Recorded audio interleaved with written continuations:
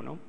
¿Qué ocurrió? Durante mucho tiempo se nos dijo que esto se hace con la lucha contra las desigualdades, se utilizan los instrumentos del Estado, los gastos y los ingresos. Durante una década y media hemos tenido, digamos, unas tendencias más socioliberales que nos decían que la redistribución solo se podía hacer vía gastos, porque por el ingreso se redistribuía muy poco. En consecuencia, pues se tomaron decisiones en política fiscal que nos llevaron a un cierto desmantelamiento del Estado de los ingresos, con las consecuencias de que teníamos menos gastos. No voy a hablar de ingresos porque va a haber mucho debate después, me centraré en la parte de los gastos. Pero sí que hay que decir que durante mucho tiempo tuvimos un tipo de políticas que nos decían que no se podía redistribuir vía ingresos. Creo que se ha equivocado y creo que la propuesta de política fiscal que el partido va a presentar claramente contradice y dice que los ingresos también se pueden redistribuir.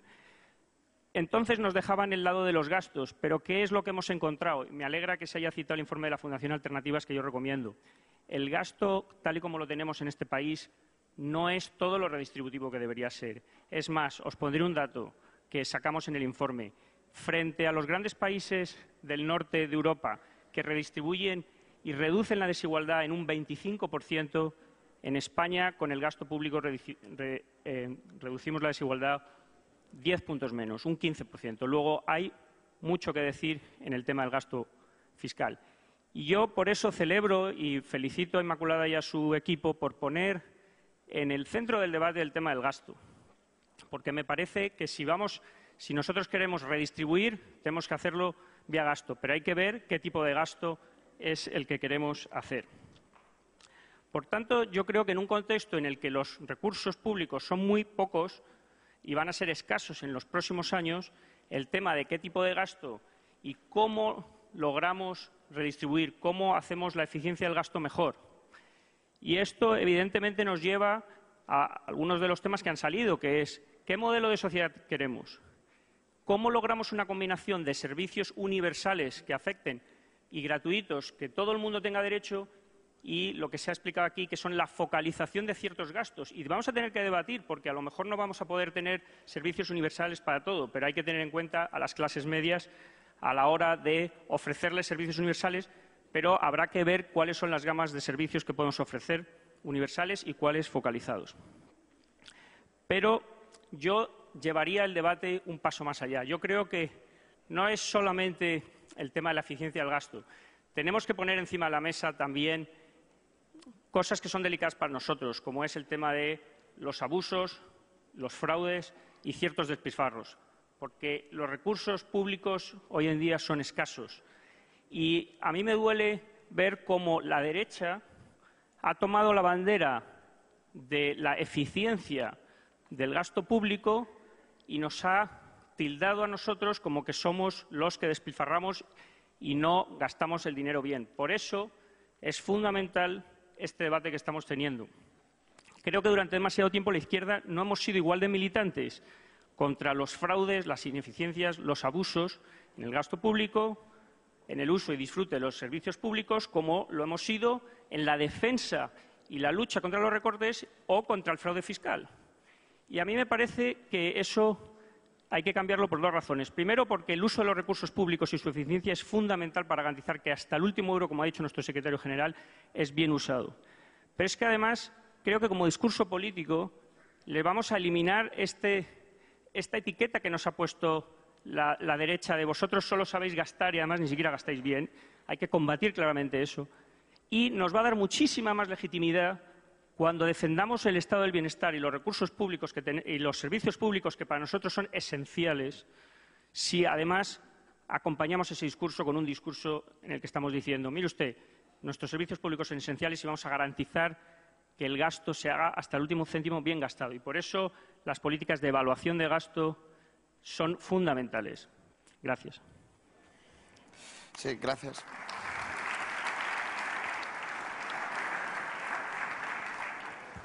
Gracias, Manuel. No sé lo que saldrá de este debate por las televisiones privadas, sobre todo públicas. No vamos a hablar de Canal Extremadura, ¿verdad, Guillermo? Pero sí llevamos desde las 11 de la mañana siendo continuamente trending topic en Twitter. Hay miles de personas que nos están siguiendo este debate a través de las redes sociales y miles de personas también que están preguntando, muchas de ellas a través fundamentalmente de Twitter. Juanra, si nos puedes hacer... No sé si me escucha. Sí. Sergio, buenos días. La verdad que, como bien dice, llevamos siendo toda la mañana trending topic y es difícil hacer una selección puntualizada de propuestas que se van viendo en la red, pero sí podemos hacer una redacción de tendencias de comentarios que se van haciendo. Bueno, yo creo que podemos recoger algunas cuestiones más puntuales que no se han tratado en este bloque, quizás en el bloque siguiente se traten, pero que a la gente también le interesa. Héctor Luisero decía perseguir a los grandes clubes de fútbol, grandes deudores al Estado, un tema que también ha abierto debate en las redes sociales y que da para rato. El tema de la Iglesia también está siendo comentado en las redes sociales. Dice Jesús, no podemos tener un país que dé a la Iglesia por IRPF 278 millones de euros y recorte 283 millones de euros en dependencia.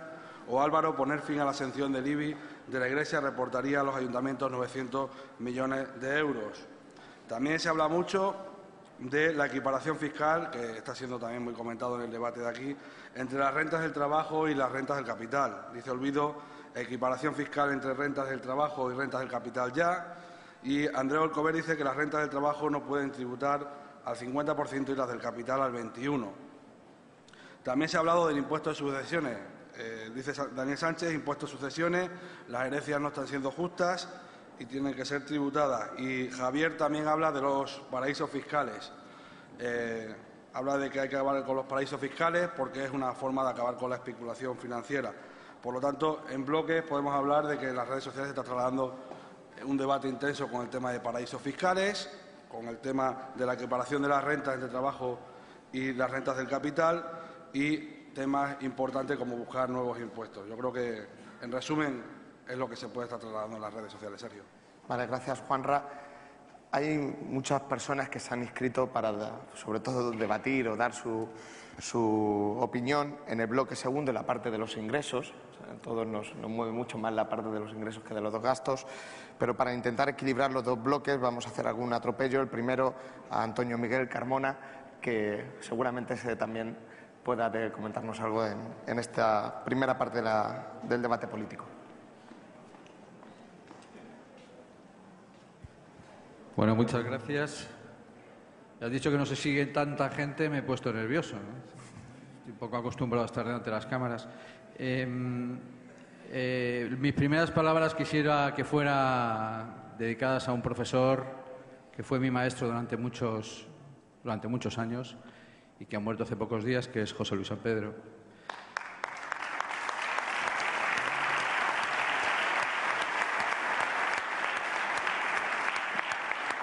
No aplaudáis mucho porque he tenido muchos profesores. A mí Hacienda Pública me la enseñó Enrique Fuentes Quintana, que está bien, y he tenido de compañero de claustro de profesores a Cristóbal Montoro, pero en cualquier caso, una vez le dije a Alfredo, creo recordar en el Comité Federal, que esto de los economistas es una cosa bastante compleja, ¿no? El decano de la Facultad Económica de la Universidad de Nueva Delhi decía, cuando recibe a sus alumnos en primero de carrera, me contaba, decía, tenéis que ser buenos economistas, porque si sois buenos economistas, el día de mañana seréis químicos. Y si sois, he cambiado, decía ingenieros, pero no por hacer un poco la pelota. Y si sois malos economistas, el día de mañana seréis juristas. Perdóname, Juan Fernando, la anécdota. Deciros varias cuestiones que yo creo que son bastante relevantes. Vivimos en un momento de absoluto desapalancamiento de la deuda en España. Yo creo que eso es principalmente lo que nos está pasando. Las empresas deben un 136% de nuestro PIB, la banca un 104% de nuestro PIB, las familias un 82% de nuestro PIB y el sector público al menos un 80% de nuestro PIB. ¿De dónde obtenemos la liquidez? ¿De dónde obtenemos esa cantidad ingente de liquidez para poder cubrir toda esta deuda y devolver los vencimientos? Hemos generado un déficit público de 72.000 millones de euros, que más las ayudas al sector financiero alcanza y sobrepasa los 100.000 millones de euros. Desde la Delegación de Madrid tomamos las palabras de Alfredo, estando completamente de acuerdo con lo que has dicho, de que esto es el principio de hacer más cosas. Adolfo Piñedo, que es uno de los miembros de nuestra delegación, nos propone que podamos, desde la Comisión Ejecutiva Federal, elaborar un libro blanco en el que poco a poco vayamos estructurando una reforma fiscal y presupuestaria para nuestro país. Es decir, no hagamos, como bien decías, Alfredo, todo deprisa y corriendo en este caso. Nunca han estado más conectados los problemas macroeconómicos, financieros, presupuestarios y fiscales. Vivimos un momento, como bien reconoce y deja caer el Banco Central Europeo en sus informes trimestrales, lo que los economistas llamamos una trampa de liquidez. Hay un montón y una ingente cantidad de dinero que no se mueve en estos momentos en nuestro país. No es que nos falte agua, es que las cañerías están atascadas. Debemos hacer un esfuerzo no solamente fiscal redistributivo y cumpliendo el principio de suficiencia, sino intentar que la trampa de liquidez, que todos esos grandes capitales puedan invertir en nuestro país. Y están en nuestro país, no hace falta que mirar solamente fuera, aunque bien es verdad, como decía Alfredo, que España limita al norte con un paraíso fiscal y al sur con otro paraíso fiscal. Debemos ser capaces de elaborar un proyecto nacional creíble. Creíble significa que sea integrado y al menos sofisticado. Y tomo las palabras de todos con los que estoy de acuerdo y especialmente las de Eloísa. Porque cuando nosotros hablamos de gasto, hablamos de políticas de crecimiento. Pero nuestras políticas de crecimiento tienen que ser unas políticas destinadas a la modernización de nuestro país. Y ahí tenemos que ver partida tras partida. Modernización significa que los nuevos paradigmas tecnológicos nos ponen por delante una nueva frontera. Y eso significa que tenemos que probablemente ajustar algunos gastos y meter otros ingresos. Es más importante probablemente tender fibra óptica que hacer una carretera. No es solo más importante, como decía el presidente José Luis Rodríguez Zapatero, es mucho más importante. Y en ese equilibrio de gastos, en ese ajuste presupuestario, en ese nuevo modelo, nos plantea el Partido Popular, y voy terminando, una trampa, que es el reparto del ajuste entre las administraciones públicas, que es más presión de ajuste para las administraciones autonómicas y locales, pero que es una trampa política, porque se trata de un ajuste. El ajuste a las administraciones autonómicas significa un ajuste a la educación, a la sanidad, a los servicios sociales. Y eso es un ajuste a la redistribución de la renta y un ajuste al crecimiento del futuro y al porvenir de los españoles. Por lo tanto, tenemos que, además de la trampa de liquidez, no entrar en esta segunda trampa que nos plantea el Partido Popular. Por lo tanto, yo pediría que el debate que pudiéramos tener y que pudiéramos seguir teniendo, yo no voy a entrar en detalles porque lo harán compañeros míos, Teresa, Juan Lobato y otros que venimos y trabajando en Madrid desde hace tiempo en este modelo y que aportamos a la Comisión Ejecutiva Federal, que lo hagamos de forma muy sofisticada. Y hacer una cosa muy sofisticada significa que veamos gasto a gasto. Eso no lo vamos a hacer aquí, sería muy aburrido, pero sí en ese libro blanco que os propongo que podamos elaborar para que podamos ver en el capítulo de gasto qué hacer. En los capítulos de ingreso, y no entro en detalles, cómo cumplir el principio de suficiencia para que podamos tener más suficiencia. Cómo cumplir el principio de equidad vertical y horizontal para que paguen más los que más tienen. Y cómo cumplir también el principio de no confiscatoriedad para no ser acusados, evidentemente, por nadie. Voy terminando y diciendo lo siguiente. Decía precisamente José Luis San Pedro que hay dos tipos de economistas. Por cierto, una frase que se ha repetido recurrentemente en los últimos días. Aquellos que intentan hacer más ricos a los ricos y aquellos que intentan hacer menos pobres a los pobres. Quisiera acabar citando, por último, al decano que he citado antes, acordándome de vuestra locución, al decano de la Facultad de Económicas de Nueva Delhi. En nuestro caso, si los socialistas somos capaces de hacer un modelo fiscal y un modelo de gasto sofisticado y bien estudiado, el día de mañana, si no fuéramos capaces, el día de mañana será conservador. Y si somos capaces, el día de mañana será progresista. Gracias.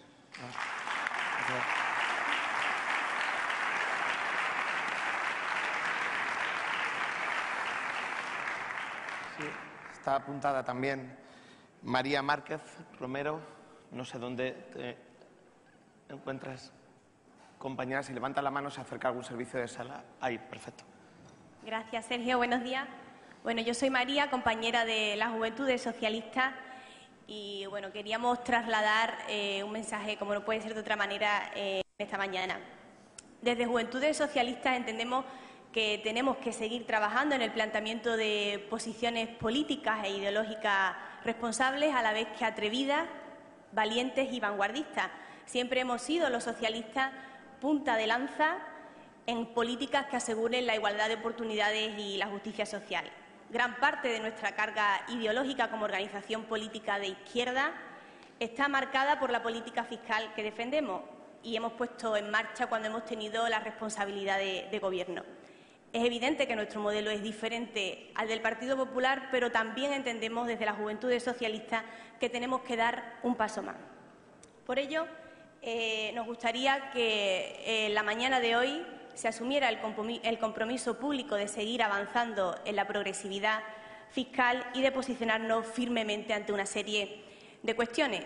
Es por todos conocido la gran mentira de que la crisis nos afecta a todos por igual. Evidentemente, eso no es así. El consumo de los bienes de lujo es el que más ha subido en los últimos tiempos, en torno al 20 y al 25% en los últimos años. Todos sabemos también que el consumo de los coches de alta gama ha sido uno de los que más ha subido en nuestro país en los últimos años, mientras que el consumo de coches normales ha bajado de una manera considerable. Por eso, desde las Juventudes Socialistas apostamos firmemente por la creación de un impuesto, por un impuesto del IVA que venga a gravar a las grandes fortunas y un impuesto que venga a gravar especialmente a los bienes de lujo.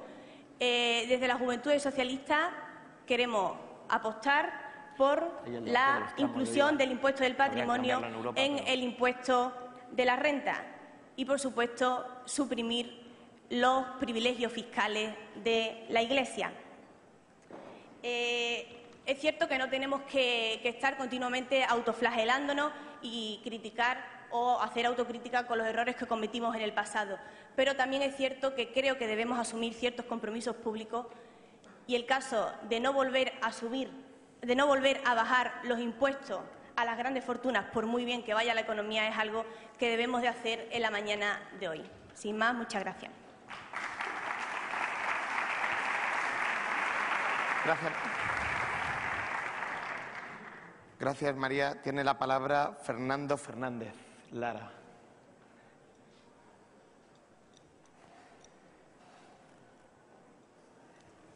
Buenos días, brevemente. Yo debo ser mal economista porque he acabado siendo jurista, como decía Antonio Carmona, pero desgraciadamente me toca gestionar algo en las haciendas locales y me gustaría abrir un espacio precisamente para las haciendas locales, cosa que no he visto en cierta medida reflejada en el documento y que creo que debería tener por lo menos ese espacio, ¿no? Lo que hablamos, la reforma de la fiscalidad autonómica y también lo que llamamos la financiación de las haciendas locales. ¿Y por qué lo digo? Pues porque un marco de competencias impropias y además de competencias discrecionales que hemos ido aportando en las haciendas locales o que hemos ido acogiendo cada uno de nosotros en nuestros respectivos municipios han hecho que tengamos un sistema desbordado también en las haciendas locales y que no tengamos un sistema de financiación adecuado y que no hemos abordado en los últimos tiempos desde la política general y casi tampoco desde nuestro partido cuando teníamos la función del gobierno.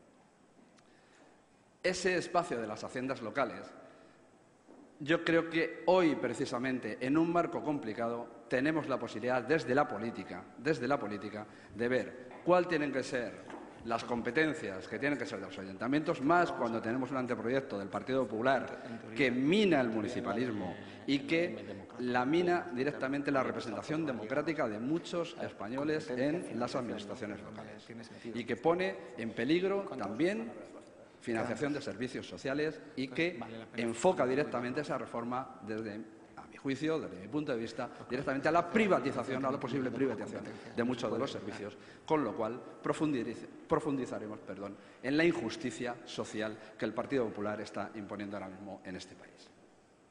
Yo quería terminar simplemente dando algunas pinceladas de la hacienda local o por lo que estamos luchando en la hacienda local. Una de ellas, y que yo creo que el partido debemos seguir perseverando en ella, es que nuestro IBI, que es el fundamento principal de las haciendas locales, sigamos perseverando en que sea un IBI diferenciado por usos. Creo que redistribuye más justamente el dinero que ingresamos y además también hace que aumenten nuestros ingresos. Yo soy concejal, responsable de la Hacienda en el Ayuntamiento de Alcalá de Henares, y parece que estoy hablando de algo que lleva mucho tiempo, pero nosotros lo hemos puesto este año, en un municipio de más de 200.000 habitantes. Por lo tanto, profundizar en el IBI por usos, en el IBI de la Iglesia Nosotros tuvimos la fortuna de llevar esa moción que conocisteis todos y que el año pasado tuvo bastante repercusión en la televisión pública, incluso en la 1. Y creo que tenemos que seguir perseverando en sacar aquellos patrimonios de la Iglesia que sean susceptibles de pagar IBI y también de otras entidades jurídicas. Tener mayor potenciación de la inspección fiscal también en las acciones locales también va tendente a la justicia redistributiva y, por tanto, a obtener mayores ingresos. Y una cosa más que se me ha olvidado. Porque cuando uno está aquí delante de todas estas personas, pues a veces se le olvidan estas cosas, ¿no? Básicamente, justicia redistributiva, también a los ayuntamientos, y que nuestro documento, ante esa posición integral del Partido Socialista en un nuevo sistema fiscal, recoja también ese apartado de las administraciones locales y las administraciones autonómicas. Muchas gracias.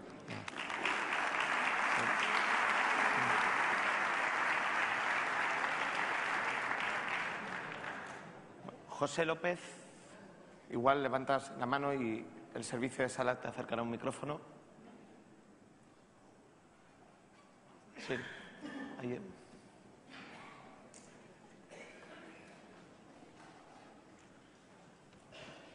Buenos días a todos. Soy Juan López, de la Federación Europea del Partido, y quisiera ofreceros una visión desde Europa de lo que está pasando en España. Quisiera referirme, en primer lugar, a lo que parece más urgente, en segundo lugar, a lo que pueda ser más importante de cara a una reforma fiscal, y me permitiría terminar con una utopía. En cuanto al tema urgente, desde Europa se ha visto que España el año pasado ha sido incapaz de cumplir con el objetivo de déficit, pese a las trampillas del Gobierno del Partido Popular, algunas descubiertas en Bruselas, pese a la generosa interpretación del cómputo del déficit en relación con la ayuda al sector financiero, terminamos el año con un déficit del 7%. Además, las perspectivas del Gobierno del Partido Popular han sido extremadamente optimistas y desde Bruselas se piensa que no va a ser fácil cumplir con esos objetivos. Es desde aquí, desde este contexto en el que ha aparecido en la prensa que la Comisión Europea apoya subidas del IVA de los impuestos especiales. Bueno, esto es parcialmente cierto. La Comisión dice que hay que explorar esa posibilidad, pero también piensa en otras cosas. Piensa, por ejemplo, que tenemos un IRPF con desgravaciones y deducciones y regímenes especiales que generan regresividad, que distorsionan la economía y que en el pasado han podido apoyar la burbuja inmobiliaria y la burbuja financiera. Piensa también que el impuesto sobre sociedades tiene deducciones que lo convierten en un impuesto testimonial en muchos casos. El tipo es del 30%, pero lo que efectivamente se paga está en torno al 17%. Y, curiosamente, son las pymes las que están pagando proporcionalmente mucho más que las grandes multinacionales. En Europa se piensa también que tenemos un impuesto sobre el patrimonio y un impuesto sobre sucesiones y donaciones que son insostenibles. Estos impuestos bien diseñados introducen progresividad y ayudan a un sistema más justo y más adecuado para el crecimiento económico. Está pasando que hay ciudadanos de Extremadura, de Andalucía y de otras regiones, ciudadanos ricos de estas regiones, que están fijando sus domicilios en Madrid para no tener que pagar el impuesto sobre el patrimonio, o en otras regiones donde el impuesto sobre sucesiones es mucho más favorable. Y, finalmente, habría que decir que en un modelo de economía sostenible es necesario apoyarse en la imposición medioambiental, porque España ofrece uno de los índices más bajos de impuestos medioambientales. En cuanto a lo importante, hay que pensar que de cara al futuro cualquier reforma fiscal debe partir del hecho de que no vamos a contar con la política monetaria y de que el recurso a la deuda es un recurso en condiciones de mercado, cuando el Estado no actúa como un operador económico privado. Por tanto, nos financiamos de una manera enormemente cara. El sistema fiscal tiene que ser suficiente, tiene que ofrecer suficientes recursos y obliga además a hacer un seguimiento continuado que permita conocer qué ingresos son de carácter estructural y permiten apoyar políticas de gasto de carácter estructural. Es necesario luchar contra los paraísos fiscales y contra la evasión fiscal. Nuestra Administración, de acuerdo con los datos de la OCDE, nuestra Administración tributaria es eficiente, pero es también muy pequeña. Ya lo anunció nuestro secretario general. Y los datos dicen que en España el coeficiente de funcionarios por ciudadano es de 1.900 ciudadanos por cada funcionario de la Administración tributaria. No solo es que estemos en el furgón de cola, es que estamos a una enorme distancia de la media, que está en torno a un funcionario por cada 900 ciudadanos. Y, finalmente, querría cerrar la intervención con lo que llamaba la utopía. Hay que convencerse y hay que fijar en las bases ideológicas del partido que en este contexto de integración global, que en este contexto de integración europea, no es posible un sistema fiscal sólido sin una verdadera unión fiscal europea.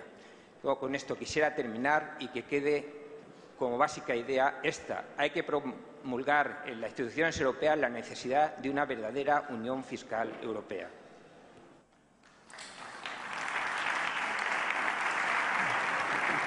Gracias. Sí. Gracias, Juanjo. Vamos a pasar a las respuestas. Voy dando la palabra a los que queráis hacer uso de ella. Si me indicáis, casi que mejor. Y luego cerrará el secretario general. Si que da tiempo a una más. Hacemos una más y mientras me vais indicando. Ubica el micrófono.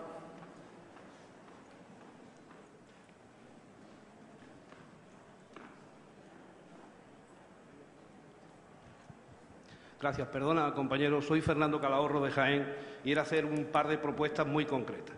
Bueno, la primera es una reflexión de dos líneas. Está bien que empecemos a hablar de una reforma fiscal, pero no por la crisis, sino porque toque ahora. En España hacía falta una reforma fiscal desde hace mucho tiempo. Si nos vamos a 2008 o a 2007, por situarnos antes de la última de la crisis en la que estamos inmersos, ya el sistema era ineficiente, había paraísos fiscales, no pagaban los que más tenían, la imposición estaba centrada fundamentalmente en la renta, estaba en las rentas de trabajo, en pymes, autónomos, etcétera, etcétera. Por lo tanto, creo que el sistema fiscal había que haberlo reformado, se tenía que haber empezado a reformar, y que ahora aprovechemos la crisis para hacer lo que tenemos que hacer está bien, pero que el sistema fiscal y la reforma fiscal era imprescindible y necesaria. Primero. Segundo, creo que, por no hablar de los ingresos, aunque solo una leve mención, creo que en el tema de los ingresos es fundamental el Código Penal. Desde la reforma del 2002, que se metió como delito el delito fiscal, a mí me gustaría que supiéramos las cifras. Yo trabajo en la agencia tributaria, soy ya un súper veterano de la agencia tributaria, no viene a cuento, pero me jubilo hoy, o sea que os lo digo, Antonio, bueno, no viene a cuento, ¿no? Bien. No viene de júbilo, os prometo que no viene de júbilo esto, pero bueno, quiero decir que en la agencia tributaria he estado intentando ver en las memorias, que por cierto ya sabéis que ya no existen memorias publicadas provinciales, ya las tienen todos los servicios centrales. Esto se ha ido centrando cada vez más, extrañamente, se ha ido centrando cada vez más la información, y no sabemos cuántos condenados por delito fiscal hay al año. Os puedo decir que en Jaén, desde el año 2002, hay cero. Cero. Quiere decirse que existe un delito fiscal en el Código Penal que no tiene ninguna virtualidad. No la tiene. Y además habría que reformar la ley de enjuiciamiento civil, la ley de enjuiciamiento penal, habría que reformar una serie de cosas para que el delito fiscal sirviera. Yo creo, y esto es una idea que se la recogí a un artículo de Rodríguez Ibarra, que lo leí hace poco, que hay que hacerlo con tanta dureza, cuando decían que en España somos un país que nos gusta defraudar, lo decía antes Guillermo Fernández Vara, o sea, que nos gusta defraudar, que el delito fiscal no es un delito, que esto no tiene mucha importancia social, que hay que hacer lo que hicimos en tráfico, que esto no existe en tipos nacionales, que en las normas de tráfico parecía que íbamos a ser incapaces de irnos a estándares europeos, y en cuanto se endurecieron y había rapidez e inmediatez en la respuesta administrativa y penal a los problemas de tráfico, le hace el carné por puntos, que conoce el secretario general ese tema mejor probablemente que ninguno de nosotros. O sea, en cuanto se hizo esto, en 4 o 5 años cambió el asunto. Yo recuerdo, y muchos de vosotros os acordaréis, del caso Lola Flores, que era el compañero Pepe Borrell, era el secretario de Estado. Se hizo esto, se hizo una ejemplaridad, al año siguiente 3,5 millones de declarantes de renta más. Quiero decir que estas cosas tenemos que intentarlas hacer porque un sistema fiscal, y ya mismo termino, compañeros, y hago la propuesta, un sistema fiscal no es solo recaudar, redistribuir, mantener el estado del bienestar, y eso es importantísimo, sino también, y me voy a lo que decía el compañero López Aguilar, establecer un sistema de control social y de moralidad de la vida pública. Y, por tanto, tenemos que aprovechar, cambiar las normas del Código Penal, las leyes de enjuiciamiento civil y criminal, para que el tema fiscal, la elusión y el fraude fiscal, sea realmente un delito y un delito de ejemplaridad en la moralidad. Y, por último, por el sistema de gasto. Es posible hacer una propuesta, no sé si es una tontería o no, una propuesta como partido en nuestro programa de una agencia de evaluación de políticas públicas que saque indicadores, que dependa del Parlamento y que tenga su influencia en cada ley de presupuestos y en cada transferencia a las comunidades autónomas que se tienen que hacer en lo sucesivo. Una agencia de evaluación de políticas públicas donde se establezcan indicadores y que dependa del Parlamento Central. Muchas gracias. Gracias.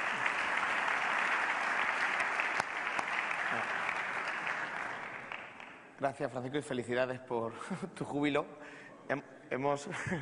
Hemos elegido a dos portavoces dentro de los ponentes. Eloisa, que precisamente fue directora de algo parecido a lo que proponías, parecido en políticas sociales. Tienes primero la palabra y luego Pachi y cierra Alfredo.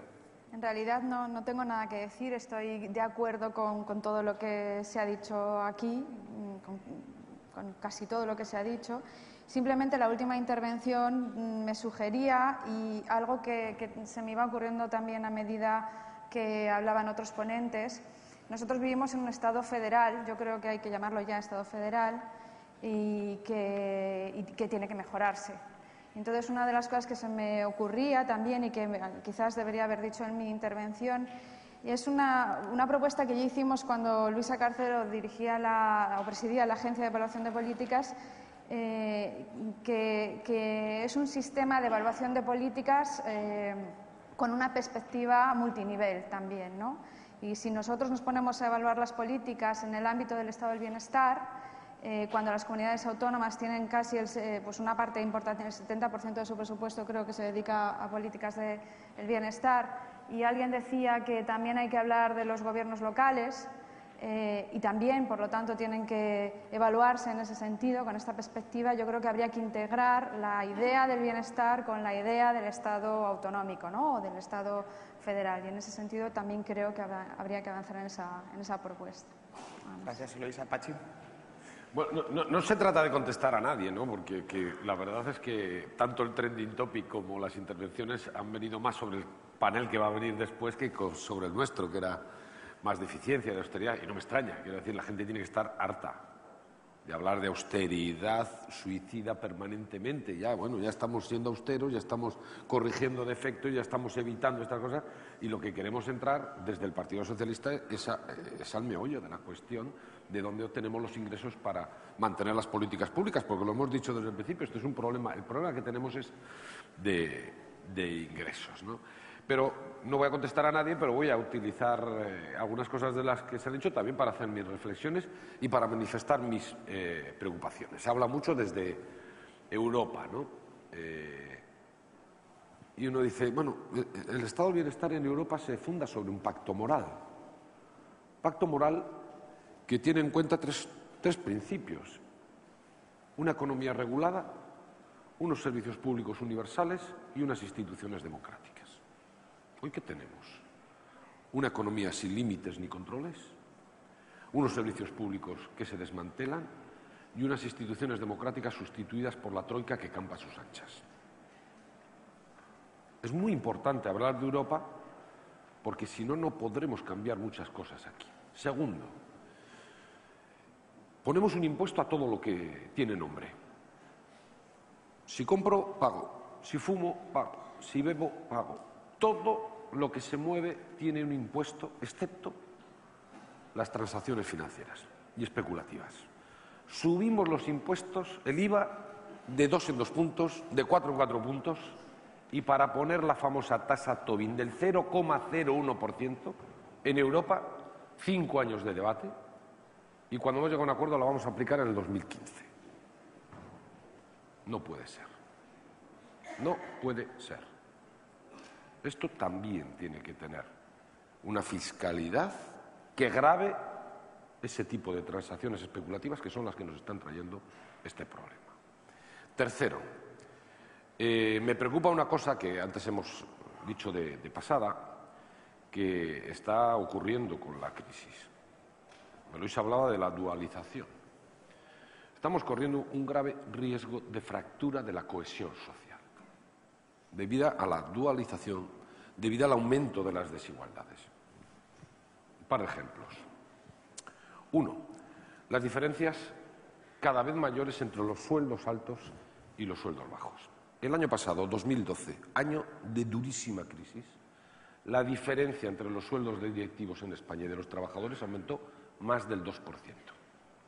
¿Hay algo que justifique que una persona gane 100 veces más que otra dentro de su empresa? Y en España pasa. Y esto tenemos que corregirlo. Los gestores públicos tenemos que ser austeros, porque es verdad que gestionamos los recursos públicos de todos los ciudadanos. Un directivo de una empresa gestiona el esfuerzo de sus trabajadores y de sus técnicos. Y tiene que ser igual de austero. Y si no lo hace por vocación y por voluntad propia, tendremos que utilizar las herramientas como la fiscalidad para impedir ese enriquecimiento absolutamente desorbitado. Porque ¿cómo yo, trabajador, me voy a sentir responsable social de una empresa en el que el tío que la dirige cobre hasta 100 veces más que yo? ¿Hay algo que pueda explicar eso? No. Por lo tanto, para eso también tiene que servir la fiscalidad, ¿no? Y segunda cuestión que está rompiendo de alguna manera la cohesión, ¿no? Claro, el otro día vinieron no sé qué institución europea a decir que qué bien que España estaba mejorando la competitividad internacional. ¿Ya a costa de qué? A costa de derechos y de salarios. Porque no ha sido a costa de que nuestros productos tengan mayor valor añadido, sean más tecnológicos, sean mejores para competir en el mercado internacional. Yo no quiero competir con China porque haya una desregulación laboral en España tal que me está provocando esto, ¿eh? Porque la reforma laboral del gobierno del PP tenía dos objetivos: abaratar el despido y acabar haciendo que los salarios se redujeran en este país alrededor de un 7%. Y lo está consiguiendo. Ese no es nuestro modelo. Y todo esto está poniendo en grave riesgo la propia cohesión social, que es fundadora de las bases de una convivencia en una sociedad. Y esto tenemos también que, con fiscalidad y con redistribución del gasto, poner freno y límite. Y ese es nuestro papel en este tema que estamos tratando hoy aquí. Y creo que tenemos que hacerlo sin ningún tipo de complejos. Lo decía Alfredo, hoy habrá gente que tenga los pelos de punta por lo que estamos proponiendo en la fiscalidad. Bueno, es que tiene que tenerlos. Porque es que tenemos que actuar frente a ese enriquecimiento excesivo que está padeciendo. Y tenemos que preservar. Y esto es a veces algo que igual no entendemos desde la izquierda, ¿eh? Tenemos que preservar las clases medias, que son las que te permiten el contrato social que te hace sostener el estado del bienestar. Si no, nos equivocaremos radicalmente. Si no tenemos de aliados a las clases medias para poner en marcha el estado del bienestar y los servicios públicos, no habrá estado del bienestar. No habrá estado del bienestar. Por lo tanto, me parece perfecto la definición que ha hecho Alfredo. Queremos que paguen más los que más tienen, los que más ganan y los que más heredan, no la clase media ni los trabajadores. A eso les queremos dar servicios universales que garanticen la equidad de este país. Creo que es lo que tenemos que hacer. Gracias. Pues muy bien, Pachi.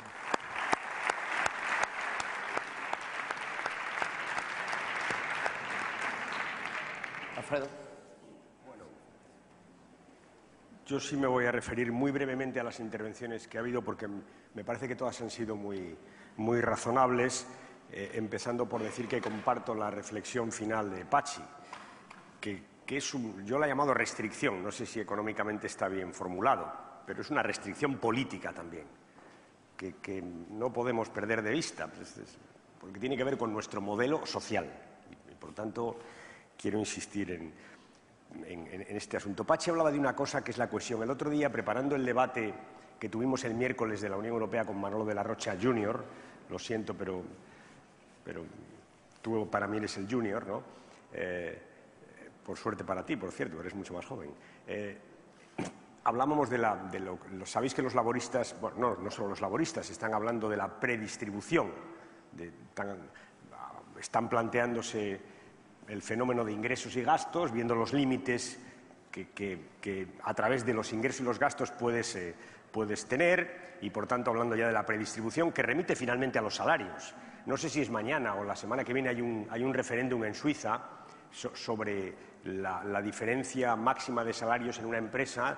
Los suizos quieren pasar a referéndum, me parece que es 1 a 12, ¿no? Han dicho que no habrá más de 1 a 12 de relación entre el que menos gana y el que más gana. Naturalmente, el dueño de Nestlé ha dicho que se iba mañana de Suiza si aquello sale. Pero, en fin, este asunto de los salarios y de la predistribución es un tema, Inma, que teníamos que plantearnos seriamente, porque es verdad que hay una línea de reflexión muy importante. Voy rápidamente a hablar de lo que ha dicho Antonio. Ha hablado de Europa para tus múltiples apariciones en programas diversos, en los que te agradezco, por cierto, mucho la defensa que haces del Partido Socialista, porque algunas de ellas, en algunos sitios, la verdad es que tienes mucho mérito.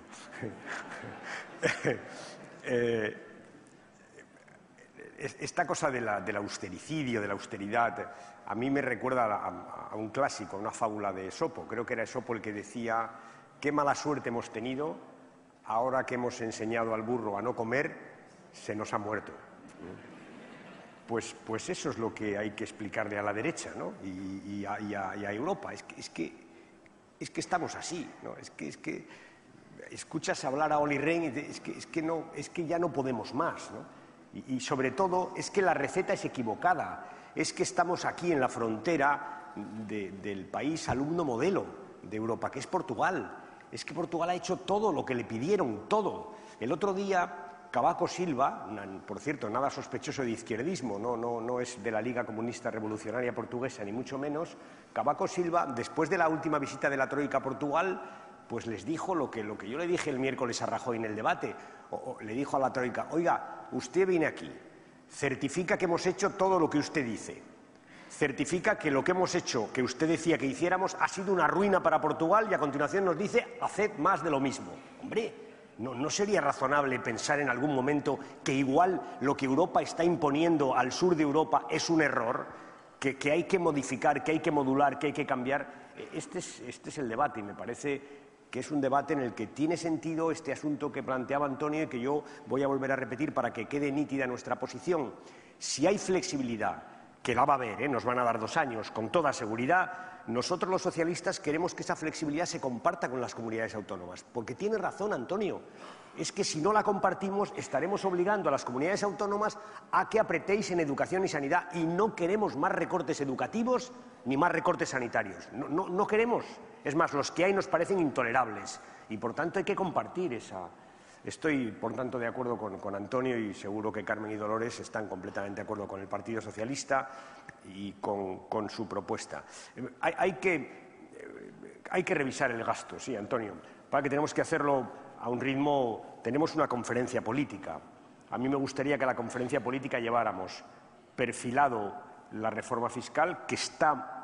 Hoy este documento creo que está muy bien, no es porque lo hayamos hecho nosotros no, lo ha hecho muchísima gente, está muy bien, y es verdad que ahora podemos aprovechar las conferencias que tienen los diálogos sobre sanidad y educación para revisar a fondo y con valentía nuestro gasto sanitario, nuestro gasto educativo, pero tenemos que hacerlo con ritmo. A mí me gustaría que en la conferencia política pudiéramos hacer alguna aproximación seria también al gasto, como hemos hecho aquí al ingreso. Pero creo que este documento de partida es muy bueno y como lo he visto cuando estaba prácticamente acabado, aunque he seguido los trabajos, quiero aprovechar para felicitar a la gente que lo ha hecho. Inma, es que está muy bien, es que es una modificación sustancial del sistema de ingresos que está muy bien, creo que está muy bien. Y termino ya con 2 comentarios. Fernando, tienes toda la razón, vamos a incorporar todo el tema local al diálogo probablemente que vamos a celebrar en Asturias dentro de unos meses. Ahí irá todo el tema de local. No hemos tocado el tema de las haciendas locales porque queríamos hacerlo en el marco de la reforma local, pero tienes razón que falta. Hay evidentemente una ausencia en esta materia. Y a José López le quería decir que es verdad lo de la unión fiscal. Has acabado hablando de la unión fiscal. Es verdad. Y que todo este proceso, este proyecto que hemos hecho, se va a mover necesariamente en el marco de lo que estamos pidiendo en Europa, que es que se avance en la unión fiscal. Es que es cierto. Es que para combatir los limbos fiscales que yo he llamado hace falta unión fiscal. Es que la única forma de que no haya limbos fiscales es que tengamos una armonización del impuesto de sociedades o por lo menos que se pueda gravar a las sociedades que están en otros países de Europa aprovechando el dumping fiscal. Es verdad, o sea, por tanto tienes razón. Todo esto tenemos que moverlo en un marco que los socialdemócratas europeos y los socialistas europeos queremos que sea común y es necesario desarrollar este debate en paralelo con lo que estamos haciendo en Europa, sin ningún género de dudas. Dos cositas ya para que nadie vea que eludo ningún debate. Juanra ha dicho que la red está llena de propuestas sobre la financiación de la Iglesia. Yo sé que no nos ha dicho que todas son de Juventudes Socialistas, pero en fin. Y la compañera María se ha encargado de recordar este asunto. Vamos a ver, os digo lo que creo, pero en fin, esto es un tema a debatir. Es evidente que en un momento como en el que estamos, y diciendo como estamos diciendo todos, que tenemos que abordar y que mirar a fondo en qué nos gastamos el dinero para que no haya un solo euro que se desperdicie, es evidente que de ese escrutinio que vamos a hacer no pueden escaparse los recursos que el Estado cede a la Iglesia. Es evidente. Por tanto, Juanra, sí, tenéis razón en lo que queréis que hagamos, que es revisar el estatus financiero de la Iglesia, como vamos a revisar los gastos educativos, los sanitarios, las pensiones, el desempleo, los ingresos, los impuestos. Faltaría más. Tenemos que hacerlo, por tanto, lo vamos a hacer. Y en la conferencia haremos una aproximación a en qué nos gastamos el dinero, que incluirá, lógicamente, los gastos de la Iglesia, el IBI, todo esto que estamos hablando, porque es razonable que se haga así. Es así, hay que hacerlo así. Y, de hecho, en la ley de transparencia queremos que entre la Iglesia, entre otras cosas, porque tiene mucha financiación pública. Por tanto, Juanra, sí, la respuesta es sí. Otra cosa es que luego, cuando entremos, estemos de acuerdo en todo. Porque dentro de los gastos de la Iglesia hay una parte de conciertos educativos que tenemos que discutir, que afecta a las clases medias, pero hablémoslo, discutámoslo sin ninguna duda. Y respecto al fraude fiscal, Fernando, no puedo más que estar de acuerdo. Yo no he querido insistir mucho en el tema de fraude fiscal porque creo que sobre eso hay un acuerdo básico aquí y me parece que sería lo... Ahora, es verdad, tienes razón. Al final, desgraciadamente, esto del palo y la zanahoria funciona y es así. Y es horroroso que la gente... Esta cosa que contaba con mucha gracia a Guillermo, ¿no? Solo le quedará el delito fiscal. Jolín, en Estados Unidos con eso te echarías a temblar, ¿no? Y aquí es al contrario, aquí solo le quedará el delito fiscal, parece que tienes toda la razón. Y es verdad que la ejemplaridad funciona, es así. Y como es tan grave lo del delito fiscal, es más, oye, para los socialistas debía ser el pecado, porque no es que dejes de pagar, es que perjudicas al que no lo recibe, que justamente es la gente que nosotros defendemos. ¿Os dais cuenta? Por tanto, tienes toda la razón. Hay que revisar toda la normativa y creo que lo estamos haciendo. Y en la propuesta de la conferencia irá un apretón muy duro a todo este asunto, igual que el de los paraísos fiscales, que es la vergüenza universal, ¿sabéis? Termino ya con una cosa que dije el otro día en el Parlamento. Sabéis que después de la crisis financiera del 2008, la derecha mundial se movilizó y Sarkozy, como cabeza visible de esa derecha o de una parte de ella, formuló aquella frase que según la cual íbamos ¿cómo era? Refundar. Oh, fijaros qué palabra, refundar el capitalismo. Oh, parece que de momento lo único que quieren que refundemos es la socialdemocracia, pero en fin, no lo vamos a hacer, Nuestros principios están ahí y van a seguir triunfando, y al hilo de eso se habló de los paraísos fiscales. Creo que fue en Londres, ¿no? Es más, creo recordar, el otro día lo mencionaba, que la frase con la que empieza uno de los párrafos del acuerdo del G20 de Londres es algo así como «se acabó el secreto bancario». No es verdad, no se ha acabado. Pero os digo, esto de los paraísos fiscales es insufrible porque no es lo que estafan. es lo que hay allí, es trato de personas, es prostitución, es droga, es armas, es insufrible, ¿no? Entonces yo creo que lo tenemos que colocar en nuestro discurso en Europa, Juan Fernando, todo el día, todo el día, todo el día. En fin, iba a pronunciar una palabra de lo que está de moda ahora, pero no voy a seguir por ahí, ya sabéis cuál. No llego ahí, pero es cierto que es tremendo. No es solo miles de millones de euros que estafan, es lo que hacen con lo que estafan, ¿no? Es intolerable, no es posible, que no lo digamos todos los días y que no hagamos de eso un eje fundamental de nuestra acción política por lo que nos roban y sobre todo por la ética que decía Pachi, que es verdad que está en la base de nuestro proyecto político. Nada más. Muchísimas gracias a todos.